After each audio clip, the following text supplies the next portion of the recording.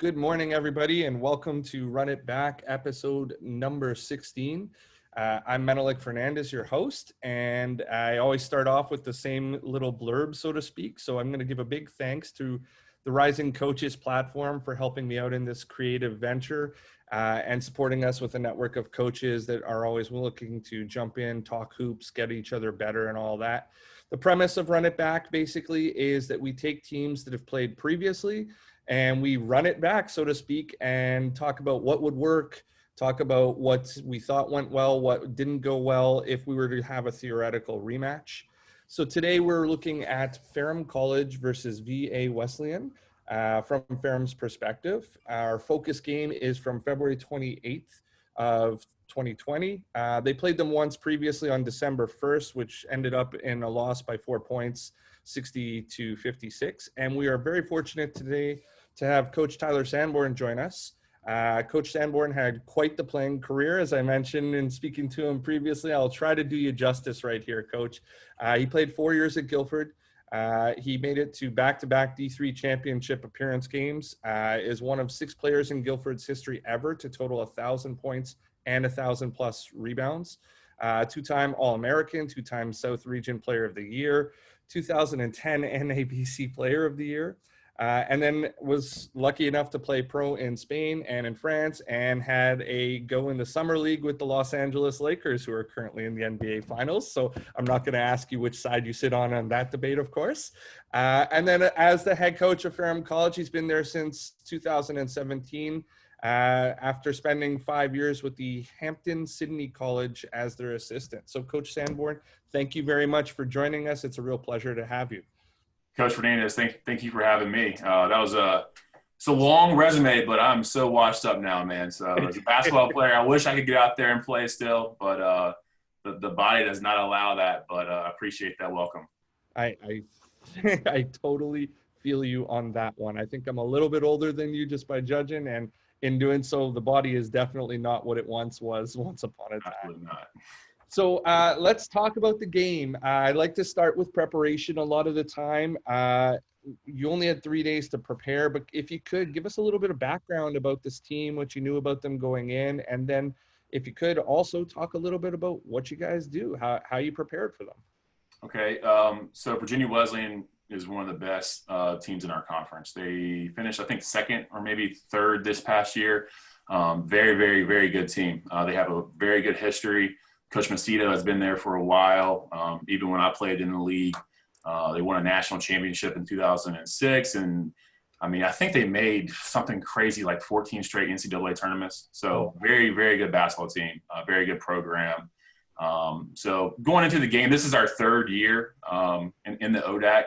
So the first couple years that I was here, it was kind of a transitional period where – we're trying to just build the program. My first year, I think we had 6 wins, and then this my second year, 5 wins. So last year we got 15 wins. Yeah, we're able to advance into the conference tournament for the first time, and the first time for a long time for our program. So even when we were in the conference before, so it was obviously a very cool experience that we're getting ready to have. ODAC does a really nice job with their conference tournament because is held at a neutral site, which is not common for a Division III conference.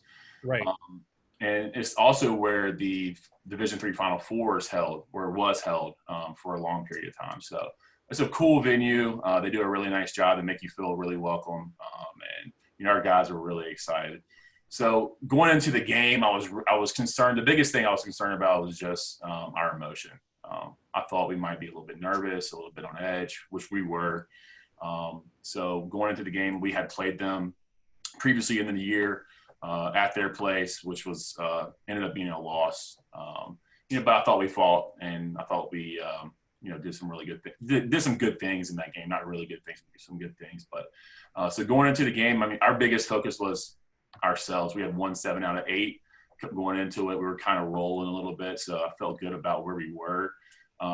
I didn't want to put too much pressure. We obviously do a lot of stuff as far as our scouting. We do a lot of stuff is trying to prepare them to understand what's coming.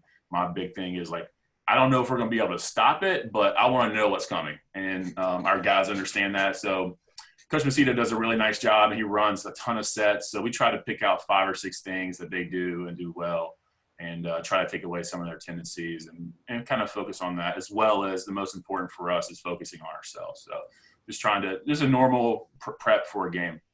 So what you define as a normal prep, I think a lot of coaches get, but I'm going to ask you to elaborate on your process a little bit.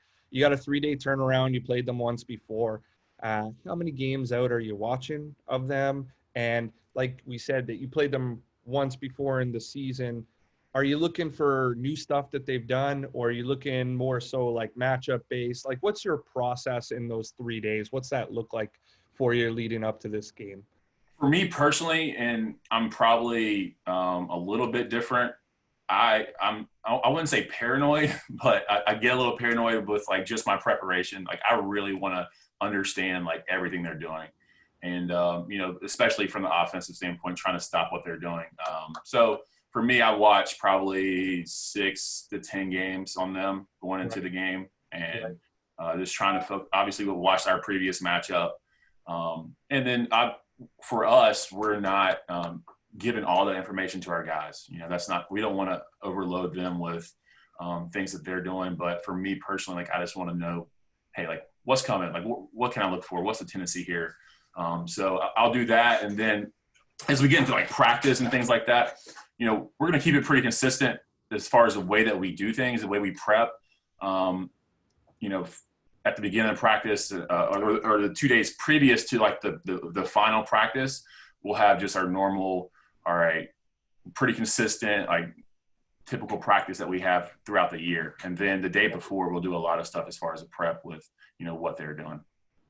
Awesome. So in terms of film work, you mentioned you're not giving everybody everything. With film, are you doing the same thing there where it's like you're only giving specific guys specific things on other guys, or are you showing them the team and then also breaking down certain things for specific guys?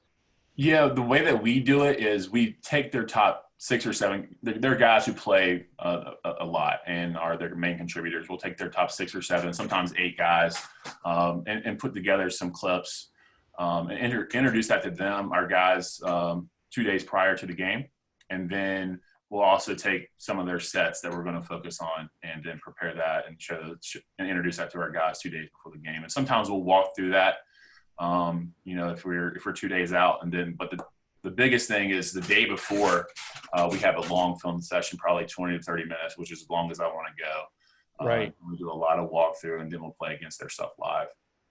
So are you giving all of your players everybody's matchup, or are you only talking to specific players about their matchup? So like the reason that I asked this seems to be a recurring theme on this show, that a lot of coaches feel that less is more. And I'm kind of, I wouldn't use the word paranoid as well, but I'm also kind of like, hey, I want to give as much info as possible, but it's got to be in a succinct way, so to speak. So like, do your players focus primarily on their matchup, or is everybody trying to know what everybody should be doing? Yeah, actually, I have this. I printed off the scouting report for this, but as you can see, like we go through quite a bit of tendencies here with these guys. Right. So I might go through the day before a game. It's like, hey, like what does Corey Pelham do? Like what's it? And like I'll expect them to kind of regurgitate that for me. Right. And I want everyone to be able to do that, just because the matchups aren't always going to be guaranteed. So it's really important for our guys to have a good understanding of who the players are, especially shooters, non-shooters, and then tendencies of the bigs that they have. But we'll give them an idea of who they will be guarding, and kind of that way they can kind of prepare their mind, like, all right, this is what this guy does, and maybe they'll come in and watch some film on some of their tendencies as well. Mike, did you have a question? I saw you unmuting there. Do you tie that back? Because I know you said you went over sets. Do you go over sets and specials or ATOs? And in that scout, do you highlight a player tendencies? Like in this set, he almost always spins over the right shoulder, or is it in a more of a generalized sets? More of a generalized, yeah, definitely more generalized. But from a set standpoint, we'll go over 5 or 6 of their half-court sets. Like in this particular situation, they run 50. Like they run a ton of stuff. So really? Yeah, but that's why I'm asking, because it was an overwhelming amount of depth And some of them were obviously special sets they called in certain situations, and other ones it was their base set with a lot of wrinkles. So I don't know how you tackle that depth within D3. It's tough, man. It's really tough. And with this particular team, again, they're super deep, so they have 10 guys that can play. And right. And like that's also hard to cover. And the biggest thing for me going into the game, I didn't want to give our guys too much. I wanted them to be a little bit loose, relaxed, like not worried about like the small details, enjoy the moment, and just play our game, because that was what we were doing leading up to this game. And I thought that, you know, like I like the flow that we had, and I like that our guys were feeling loose and comfortable in what we were doing. So I didn't want to have them focusing on you know, on them as much. But I mean, we still want to cover, hey, like this is the baseline out of bounds, because we went down and played at their place earlier in the year, and something that they were doing, I'm trying to think, I think they were just taking the guy off the inbounder when we're going baseline out of bounds, and like we had such trouble just getting the ball in, and it was something that we covered, but we just did not adapt very well in the game. So there were a few things that we really went over and tried to work on. And then we have a great, like, we have a developmental program here, which is also like a JV program. So we have a really good scout team, and our coaches did a nice job of preparing them to like run their stuff. And I thought that really helped as well. Yeah, your bench looked pretty long in this. Yeah, man, we got a big squad. So. You had a small army waiting over there. So when you go through all your prep, let's go from general to specific a little bit. What were some things that you identified that were like, hey, this is really going to work for us in this game, or these are matchups that we want to go at? And what's your viewpoint on amount of players that you would play typically, especially towards the end of the season when it like really matters type deal? Yeah, the biggest thing for us is their size. We're one of the smaller teams in our league, and we know that. So we don't have like the ability, like they have their post player, Tim Fisher is, 15 points and 10 rebounds a game. So he's a pretty large guy, really talented, first team all conference. So we knew we would have to try to offset their size a little bit. And going into that, you know, we thought the matchups that we were going to have were just going to be really physical, and just try to keep their guys away from the basket. And obviously making sure they're not getting good post position and that type of thing. But, you know, for us personally, like the things that I saw from just the way that they played, we were just trying to get in some pressure releases, because they do a really nice job of playing in the passing lanes. They do a nice job of pressuring the ball. In my opinion, I wanted to play a little bit faster just because we didn't have to play against them in the half court as much, because I thought like their size would really bother us going to the basket and finishing. Right. But I mean, it was a normal prep for us as far as like what I wanted to do, because I didn't want to change a ton. But it was, you know, we definitely had to make a few adjustments trying to get some production out of our guys. And so you don't typically ever identify matchups that you want to go at more than anything, or like I noticed that you, like, we call it motion strong up here. You run a lot of Euro ball screen continuity, and they seemed to as well. And I'm wondering, like, did they run more of it because they know you run it and they wanted to kind of throw it in your face? Or we are the predominant teams that run that a lot in our league, and right. we're very similar, but they're just a little bit like bigger and faster and stronger per se. Right. But yeah, I mean, we do go at some matchups. We try to create some opportunities for our guys to get certain looks. We try to keep that stuff very simple. But when we go into we call it our flow series, right, we're just trying to let them play. All right, what's your read on the catch? Like, do you have the slip? Can you reject it? Things like that. Can you get to the nail off the ball screen? And then those are the things. I didn't feel like we did a very good job at all. We did not play like we had played the last 8 games. I thought we were a little bit nervous and a little bit emotional, and we were forcing a lot of stuff. So I know you mentioned earlier it was a tough game to break down. It was definitely tough for me to watch and then watch afterwards.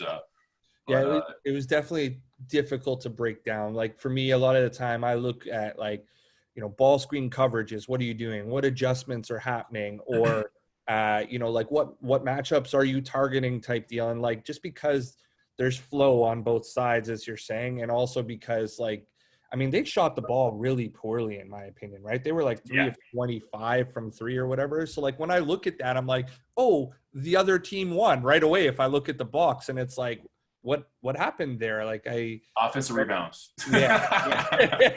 Yeah. They that was our plan. I mean, like we were going into the game like, hey, like we're gonna try to force perimeter jump shots. We are not gonna let them in the paint and kick our butts down there. We knew we had to box out and rebound. We are, like I said, one of the smaller teams in our league. My first 2 years here, we had a negative rebound margin. Like where I come from and played, we led the nation in rebound margin for multiple years. So right. It's in my nature. We just physically haven't been able to keep up as much. But this past year, we had it was our first positive margin. It wasn't positive by much.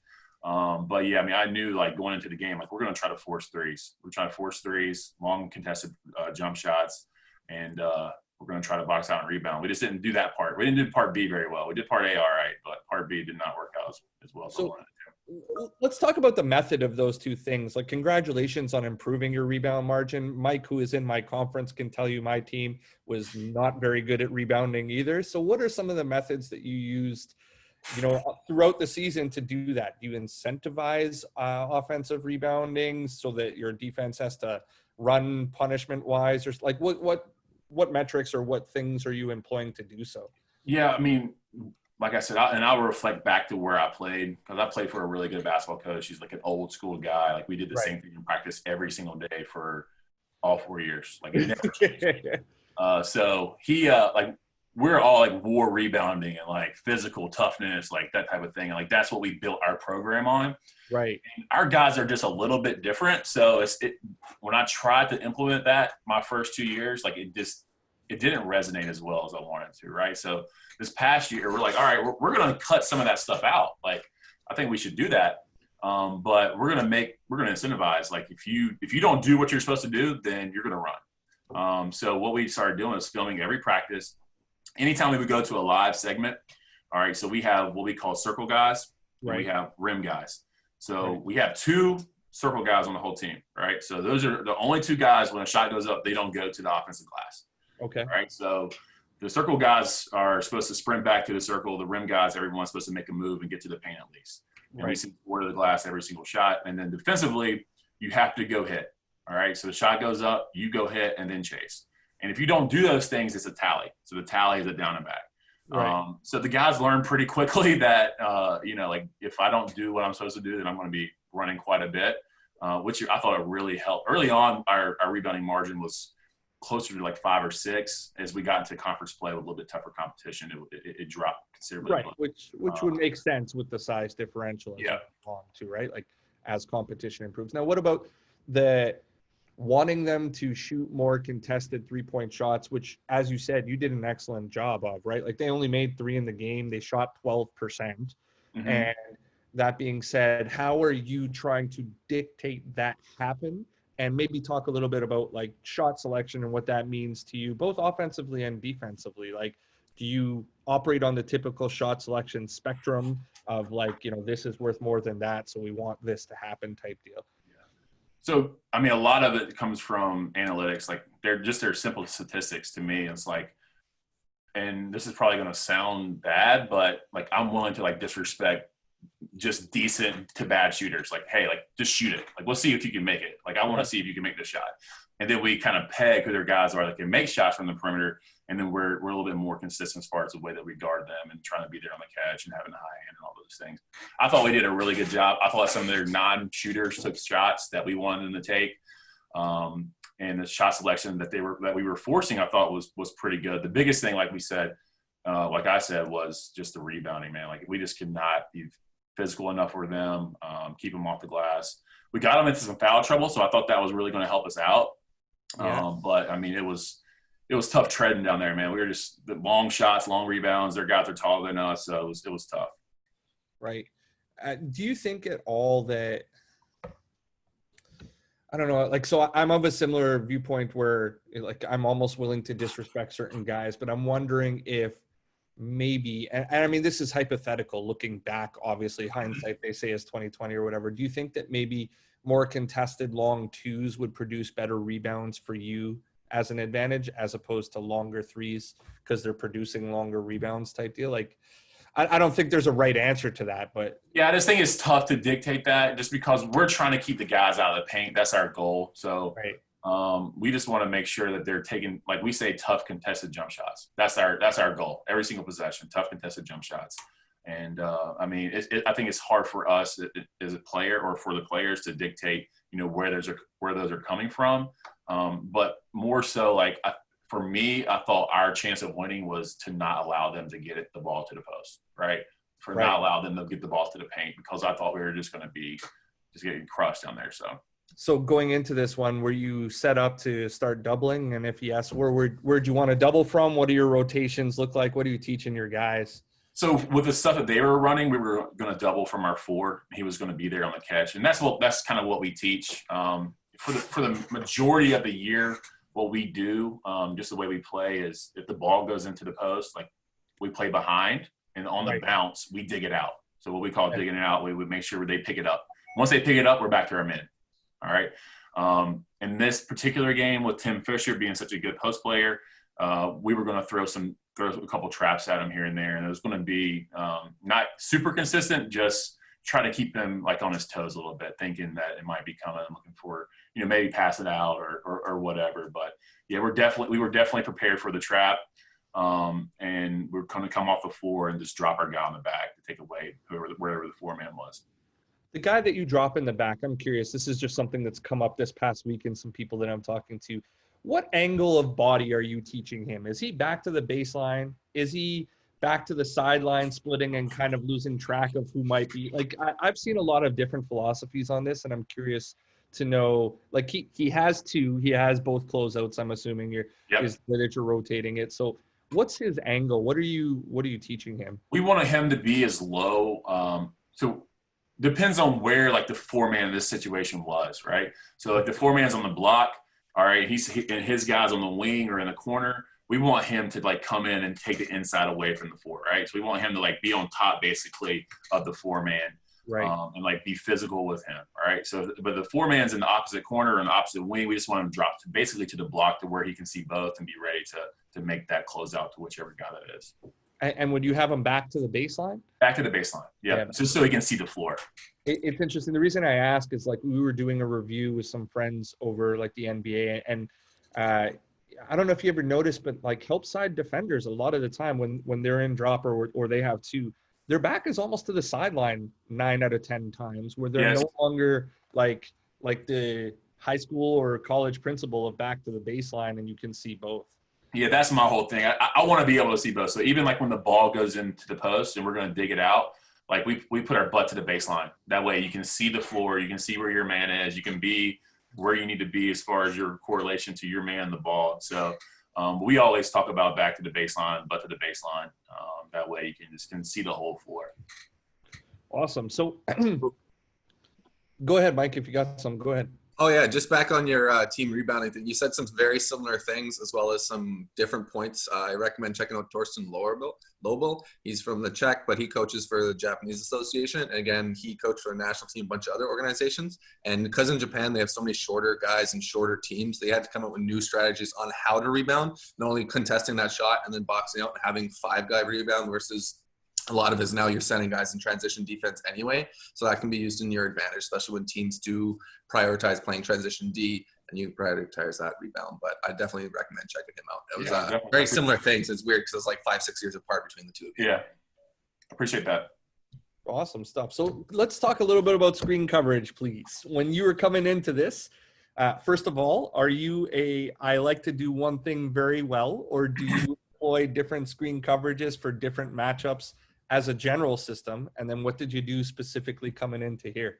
Me personally, like my belief is I want to be as consistent as possible throughout the whole year, right? I want to do what we do and do it well.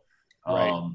This is not realistic sometimes. Like, I'm not saying we're less talented, but when you're trying to figure out ways to make up a little gap, right? So we have to game plan a little bit more than some teams that, like Virginia Wesleyan, for example, they're going to do what they do every single game. But for us, like we have to game plan and kind of adjust here and there as far as the way that we do things, especially with screen coverage. Our base defense is hard hedge on the sidelines, so on the outside thirds, and then level show in the middle. And that's not a sink; it's a level the screen. We want to keep the guy outside of the 3-point arc, basically, or wherever that screen is being set. So I like some of the video that I have touches on this a little bit, but like I'm actually curious to know, just hearing it from you, what are your teaching points on that? So with the hard hedge, let's start there on the outside thirds.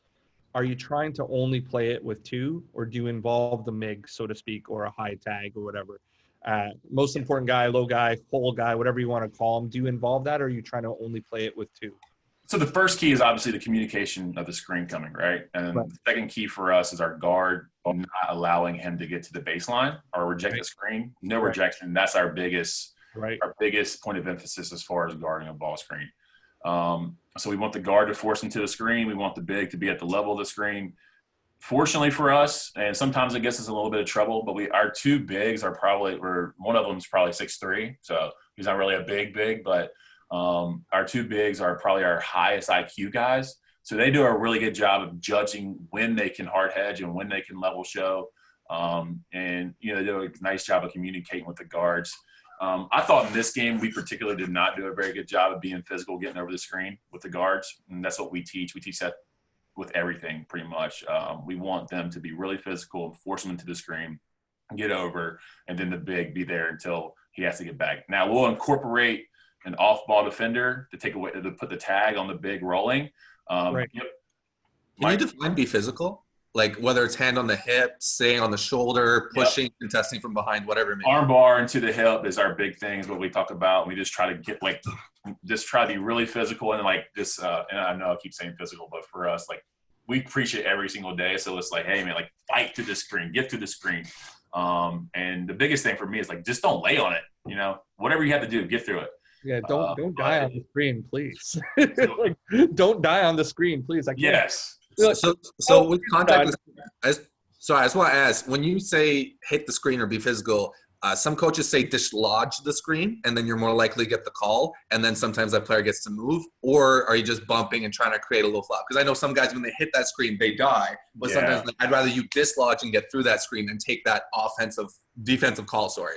I'd rather get through the screen and but to get back to your point, like teaching the way that we guard dribble handoffs or handoffs in general is like we really try to like force into the screen, because you're going to get a lot of those calls, and that's why we do it. Because refs these days, like they really want to call an offensive foul. I don't know if you guys know that or not, but we get animated and give you. They love the animation. They love it. Yeah, they love all that stuff. But so we teach that, and that was something that was new that we started doing last year. Typically, I was like a pack line or give space, slide the handoff or whatever. And same thing with the screens. Like sometimes we would go under, and like we were just so inconsistent as far as the way that we did it in years prior. So I just wanted to have like one. This is it. All right, this is what we're going to do. And our guards, some of them are really good at doing it, and some of them are not. And I think it's more so an effort thing. Obviously, defense is typically an effort thing, but they're all capable, but they don't do it consistently. So for the odd time when you're approaching a game where you're not going to use your base coverage all the time, because you mentioned that's not always realistic, how much time do you spend teaching different coverages to implement them for the game coming up? Is it like a 1-2 kind of thing, and how does that affect everybody else on your team? Like, will you only have the one person, the one matchup playing that one type of coverage, or are you're doing it all over for that team? Now, see, we did very little changing last year as far as our defense. Like we would, from game to game, we might change the coverage. Like there's this really good guard that plays at Randolph-Macon, which is one of the best teams in the country. And every ball screen that he had, we wanted to trap. We're going to trap until it went out of his hands. We're just trying to take him out of the game that way. And we'll spend quite a bit of time covering that and trying to figure out, and even like special situations, like there's a flat ball screen, how are you going to guard that, right? So we spend a lot of time on trying to just get very consistent in that, and so our guys are comfortable. I'm sorry, what was the second part of the question? So like if you're doing something that's different for a particular type of coverage, are you doing it differently for the entire team, or are you doing it differently for, hey, when Coach Sanborn and Coach Fernandez are involved in the screen, they know that they're doing something different, but everything else that happens on the floor, we're still hedging on the sides and we're still in show and over in the center of the floor? It would just probably depend on their personnel more than anything. Right. Who's coming off the screen? Like, this is how we're going to handle this, and then you know, our guys they have a good understanding of, you know, that going into the game, like their personnel and like what we're trying to accomplish with the way that we're going to guard their actions. For sure. So moving into pace of play in this one a little bit, and let's go specifically to the first half. Were you trying to play fast? Were you trying to play slow? And if with whichever one you were trying to do, how were you trying to accomplish that? So our conversation before the game, our strategy was to try to push the ball in transition. Okay. We wanted to get down the court. We wanted to look for early opportunities, and that's how we play anyway. Quick backstory: I was a back to the basket post player. I never shot a jump shot in my entire career. Right. And we shoot like 33s a game. So like that's how I like to play. I think it's fun. I think our guys enjoy it. It's what we can recruit to. So we were trying to play fast. I thought we played extremely too fast. We took some very errant shots, especially in the first half and then later in the second half. You know, and the reason that we really kind of stayed in the game was because we made some tough ones. I mean, I thought we, you know, our guys were battling and, you know, but we definitely talked about pushing in transition. We wanted to beat them down the court so we didn't have to play against their set defense, which is tough to score against. Yeah, Coach, I will definitely tip my hat to you. There was no apathy on your players' part at all when I watched this game. Like, there was no, like, oh, man, that didn't go our way. We're going to, like, you know, cry about it and not play the next possession. Like, I've had some guys in my past where it's like you've got to yell and scream for motivation, and I don't like being a motivator. I'd rather coach, but I know that's part of the job for sure. So I'll definitely tip my hat to you on that one. In terms of the errant shots, as you were saying, what do you like? Do you say anything in games about stuff like that? Do you bench players? Are you a punishment bench guy, or like do you just kind of pull them over and be like, not the one, next play, let's go? We talk about shots that are good for Ferrum basketball. So it's something that's talked about from day one, practice, watching film. Is that a good shot for Ferrum basketball? Otherwise, I'm like, let it fly. Let's ride. Like, because I want our guys to have confidence. I want them to feel loose. I don't want them to second guess a shot. I just think in my experience as a coach that when you start putting that thought in their head, then, you know, the shots are whatever, but then they're not making as many, you know, because they're so conscientious as far as like, is this a good one or is this not a good one, right? So for us, I mean, I tell our guys we have a shooting system. All right, so they got to come in and get their green light. Once they get their green light, you know, I give them some freedom as far as what they can do, and I think they really enjoy that and buy into it. You know, I enjoy playing that way because I don't feel like I'm having to I'm not like beating them down as far as what they're doing. So it's fun. They enjoy it. I definitely thought we took some tough ones in this one, ones that we would go back and look on a film and say, hey, like that's probably not the right one, right? But you know, it is what I thought. The emotions were high, and that's probably kind of clouded some of our judgment a little bit. Can we talk a little bit about your green light system? Because so for me, I'm really big on that. And there's a team up here in Canada that has pretty much dominated Canadian basketball for the past like 20 years. And one of the big things that I know that he does, and like, I don't want to name names because, you know, like I always mention them on this show and people get tired of hearing about it. But one of the big things that he was doing all the time is having a shooting ladder system. And based upon where you are in the ladder, then you get green light, or there's different scoring systems in practice based upon it. So how do you get a green light with Coach Sanborn? What do you have to do? We have a weekly license test, right? So you come in on Monday or whatever, and you got to beat 33 and 3. So 33 made threes in 3 minutes, and you have one rebounder, one basketball. So it's kind of tough. But, you know, obviously the guys who are our better shooters are able to accomplish that pretty easily. But it's fun because some of the guys who are right there on the edge, you know, those are the guys that are, if you're open in transition, you're open whenever you're able to take that shot. Then we'll have like a yellow light, which is over 30. And those guys have the ability to take one that are inside out and or wide open later in the shot clock. Right. And then red light is anything under that. So I got 4 starters that are red light. I'm just going to let you know. We got to do better. What were you going to say, Mike? Sorry. Do you always run the same test? Because that's a very specific shooting drill with a lot of speed shooting. And I understand speed is a key thing in your offense, but at certain times we want those catch and shoots depending what we run. Is it always the same shooting drill for you? Yeah, for us it is. I've just kept it consistent since I've been here. You know, our guys get used to it. They come in, they understand, like, the last 10 or 15 minutes of practices, that's what we're doing. So they have a couple tries. If they don't get it, they can say after. But for the most part, like, it gets them in the gym or shooting already, and like they want to come in and get extra shots up before maybe that practice or whatever. So it's been good for us. I really like it. Coach, if you're interested, remind me afterwards. I'll send you a thing on this shooting ladder that I was talking about. It's very interesting to see what this particular coach is doing, because it incorporates a competition element that like makes guys go up against each other and compete for lineup spots type deal. And like, I really like the premise of what it is. Yeah, 100%. I love that. For sure. Okay, so let me dive into a little bit of film here and just kind of get your viewpoint on certain things. Let me see what we can do here. Give me a second, please. And let's get this guy there. Are we good? Can everybody see that? Yep. Awesome. All right, so we're going to start here. I want to talk a little bit about ghost screens. You guys run one on one play, and I think they run one against you on the next play. Give me 1 second here. I just want to know sort of what your teaching points are on the ghost or the slip. And then it's a tough shot. Yeah, he makes it. He's a good player. He has the green light, ultimate green light. But good stuff. Yeah.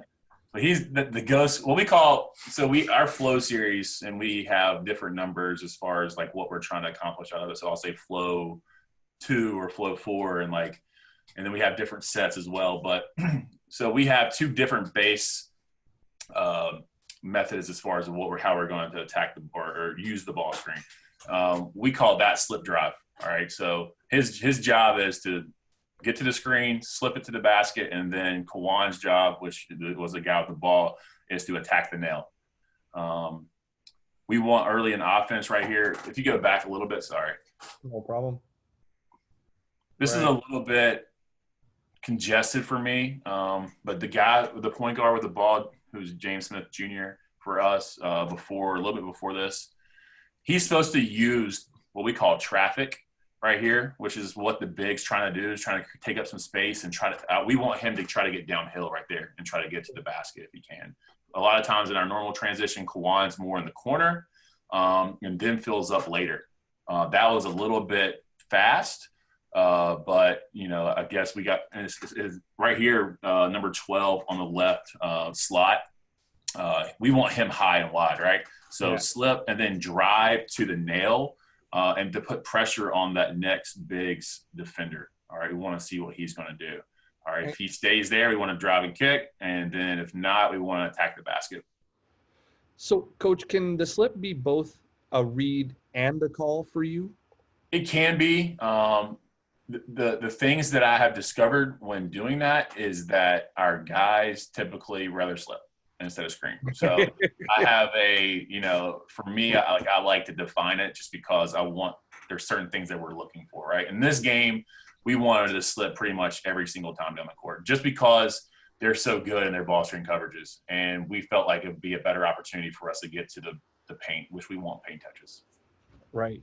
And in transition, when you're approaching into something like this, are you always keeping your guys above the break, so to speak, or do you bump corners typically and have them come back up? Typically, we run to the corner. I'm not sure if you could roll back a little bit. I can't see the beginning of the possession, so I'm not sure if they had scored and we were going in transition or if it was after a defensive rebound. But typically, we want to run corner right here.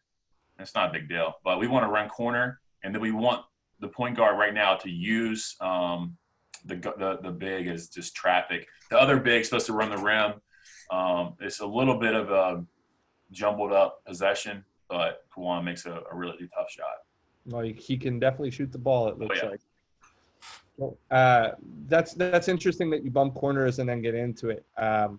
Do you find that slows your attack a little bit, and do you only do that off of makes, as you were saying, or in transition, are they also running to bump the corners? There's in transition more so we want them to run the corners. That way we can try to create that early opportunity for either the guard to get to the basket and or the guard to drive and kick to the corner. We want to use that traffic. We want to send the big to the basket, the initial big, the rim running big, and then he goes opposite of wherever the point guard goes. So the point guard goes to the left side. All right, we want both of those wings in the corner.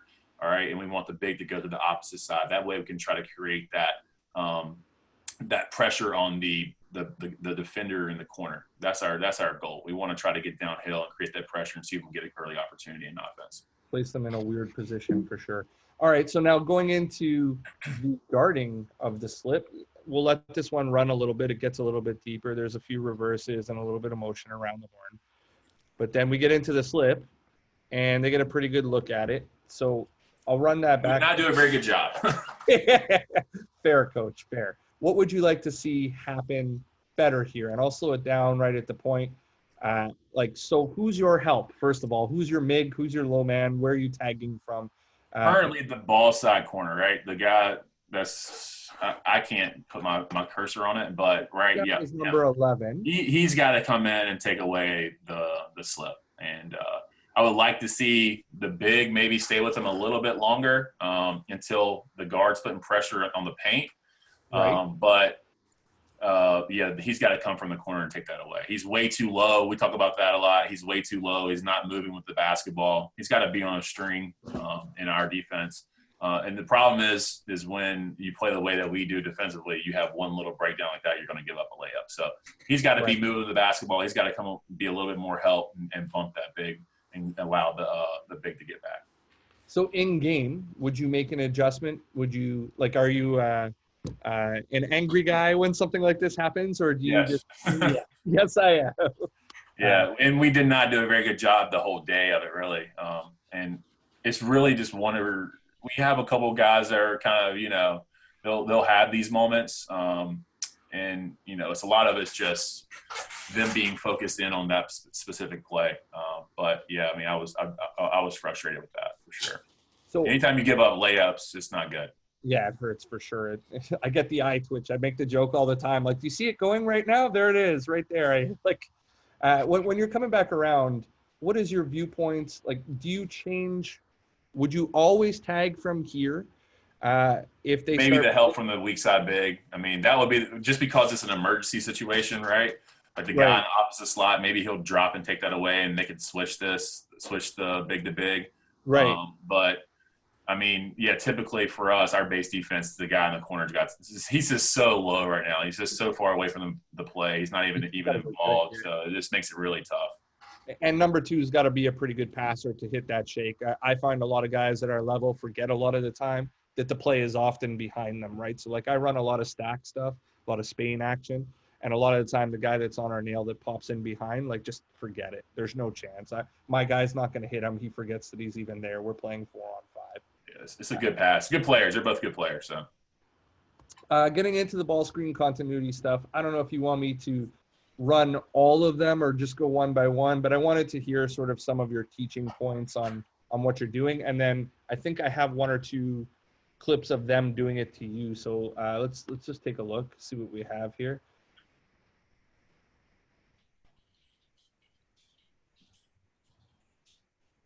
Are we okay with the shot? Are we okay with the action? What are sort of your teaching points? I'll run it through one more time for you.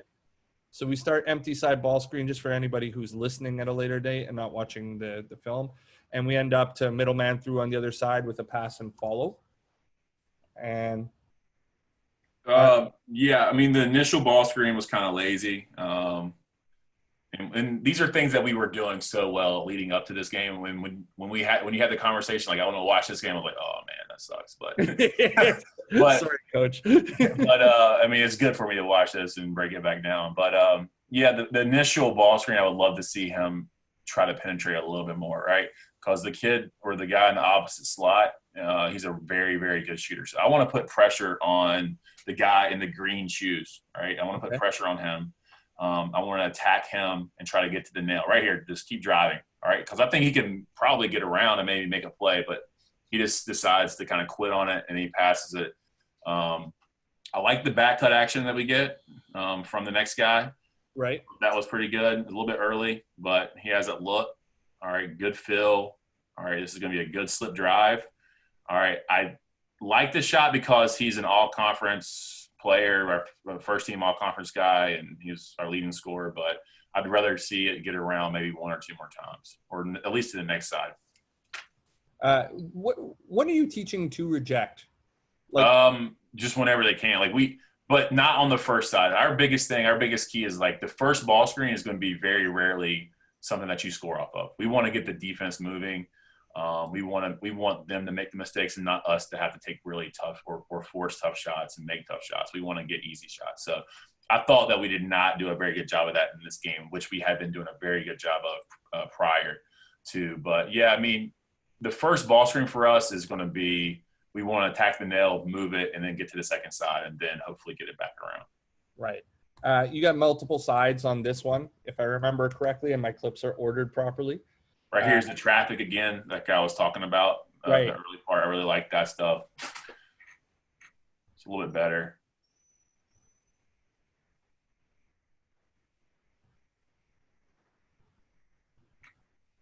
They stunt really hard from their opposite big. Yeah, they're a really good defensive team, and we had to take a tough one. I thought it was all right. I thought our spacing was just okay. I thought that we didn't let the ball screen develop as much as it could have. But, I mean, again, they're a really good basketball team. Right. It's tough to score and tough to get opportunities. So I thought they did a nice job. They know our personnel really well. So when we have bigs in the slots that can't shoot or don't shoot very well, they do a good job of just sitting there and taking away that drive, which kind of messes us up. So the one thing that I think as like a critique of the Euro continuity ball screen action, you call it flow, as you said, is that sometimes I find that guys start to like, hey, we have to get three sides, as opposed to like, let's read what's happening. So like, in the first clip, we saw it a little bit where it's like, it's almost like the first action, you're just kind of going through the actions instead of attacking to elicit a response and then see how they play it and then make the next play type deal. So it's like, it's a beautiful offense. I agree. No, 100%. But for me, like we have one rule in our flow offense is on the first ball screen, like it has to be there. Like it has to be a layup, right? Right. And that's really our only rule. Like the second side, like if we can score or get a rejection, like I'm totally fine with that. Right. We got one more of this. And then I think I have some, what would you do differently questions? And then a couple of their horn sets. And we might not get through all of it. I just want to be really conscientious of your time type deal. And I'll play this one more time for you if you didn't catch everything here. Love it. Give me it. Give me it. So one more time for you. You get multiple sides. What do you like? What do you not like? And I like the initial part. I like the initial actions that we're getting. I thought right there that's good. I just wish we would use this next ball screen, right? Just keep going. Attack. I think the next side you get an easier shot. And this is just a tough shot. But I mean, but he's a player and makes it, right? Yeah, exactly. I think just one more side.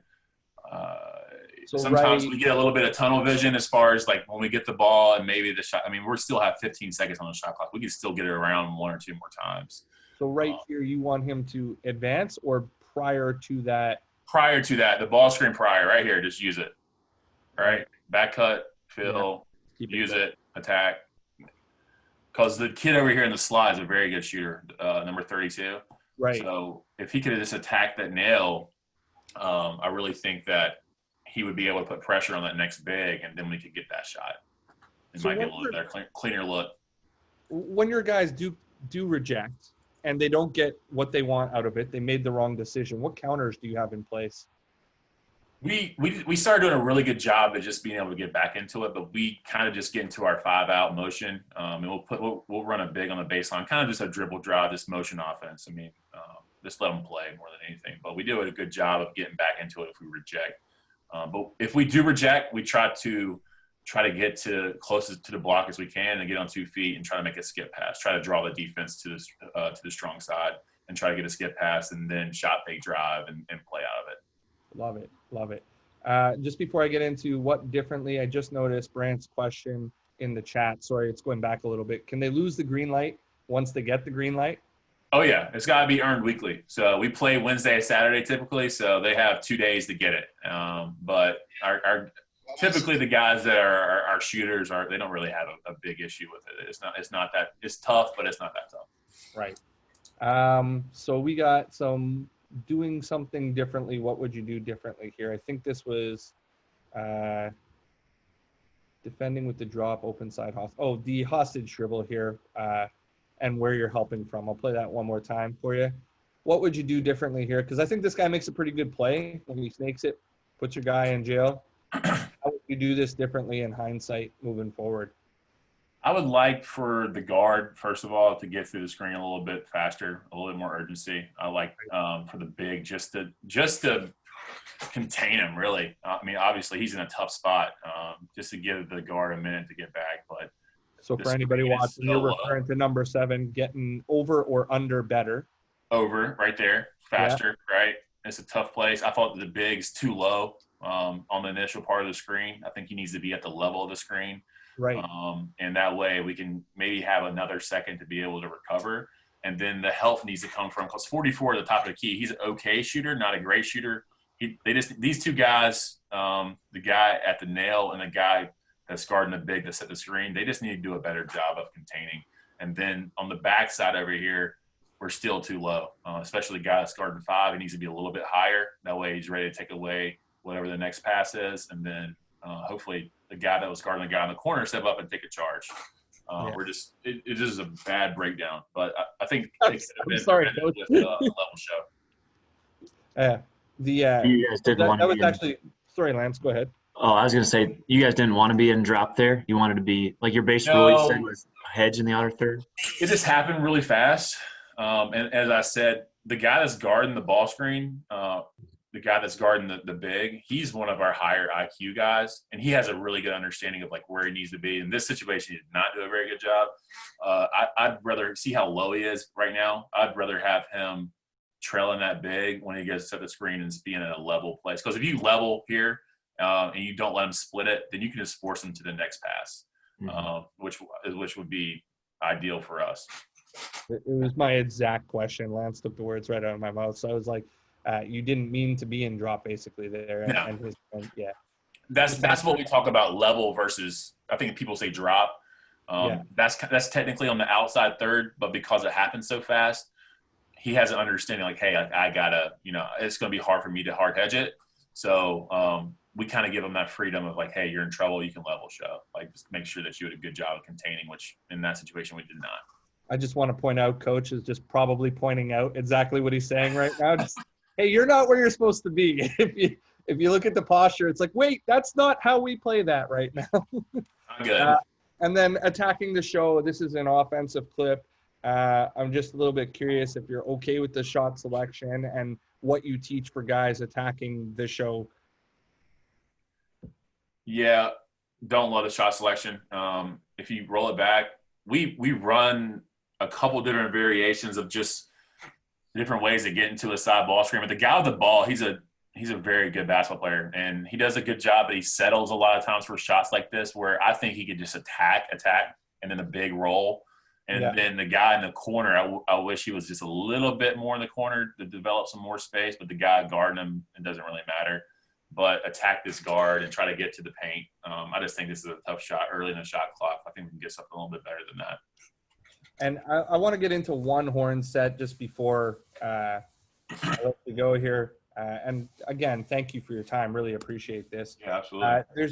There's just a lot of horn sets in here that both you and the other team used that were similar with the UCLA cut into the ball screen type deal. And like, what do you think? What are your teaching points? I love it personally. I'm just curious to know, like, have they executed well? And did you try to run a lot of this? Like, was it on your scout as something you want to go to? Yeah, we call this is our Dayton set. I mean, if you guys watch Dayton, that's where we got it from. But it's just a variation of the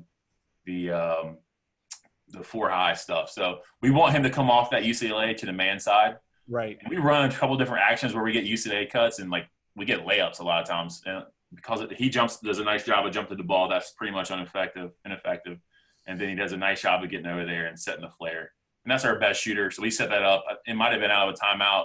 It might have been a special situation.